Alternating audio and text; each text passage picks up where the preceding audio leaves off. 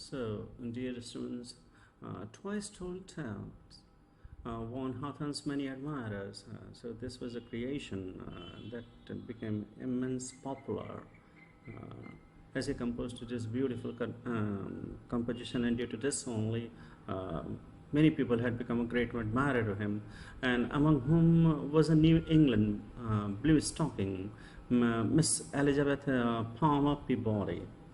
So there was a quite intelligent woman, a very sharp, versatile woman, a blue-stocking woman whose name was Elizabeth Peabody, and she just had become a great fan to that man, and finally, ultimately, they came very close in contact, and ultimately they have got married, and this has all happened in 1842.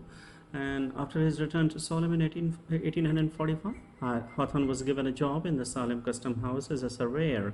So in the very same place, he too also worked as a surveyor, where his great ancestors had already worked as a judge. And this time not only provided semi-security to the Hawthorne's family, but also the material for the Scarlet Letter, as he acknowledged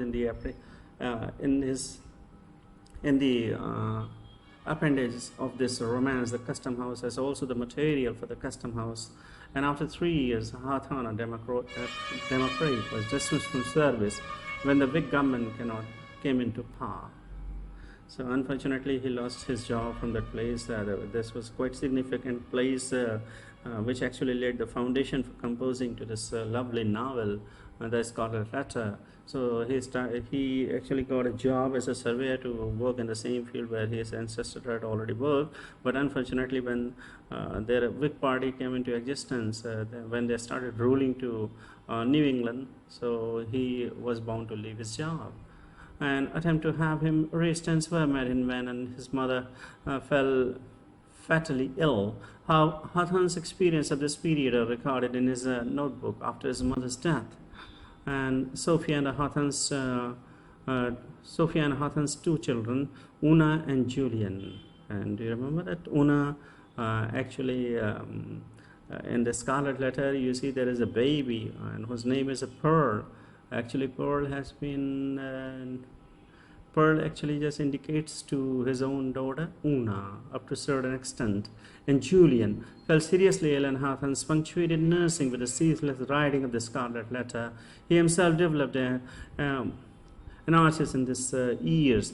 The Scarlet Letter, which made his wife feel sick, was immediately successful 1850, and ensuring some kind of a financial independence for the Hawthorne's family.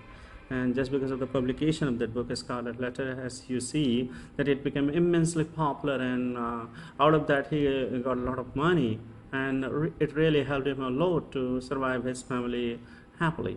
So his second novel, The House of Seven Gables, came out of the following year, in 1851. An election campaign biography of Franklin Pierce, 1852, followed. So frequently, and after the completion of The Scarlet Letter, 3 more books were published, and these books were The House of Seven Gables, 1851, and the Franklin Pierce, 1852.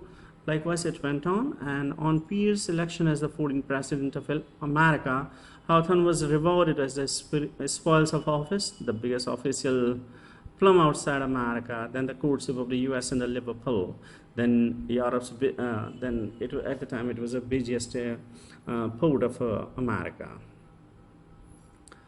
And